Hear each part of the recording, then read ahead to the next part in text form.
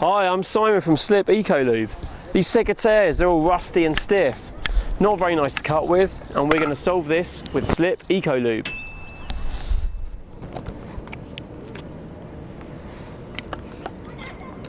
Applying here, nice and liberally.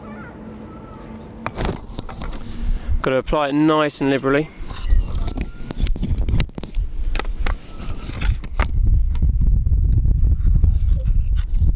And you can also get a rag, this will help.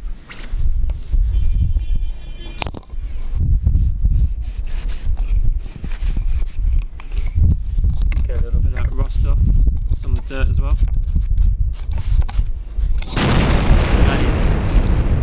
That is really smooth already. Look at that. I can just with a finger, a single finger, and I can move them just with my finger. It's incredibly smooth. Well, that's making gardening a lot easier. That's thanks to Slip Eco Lube.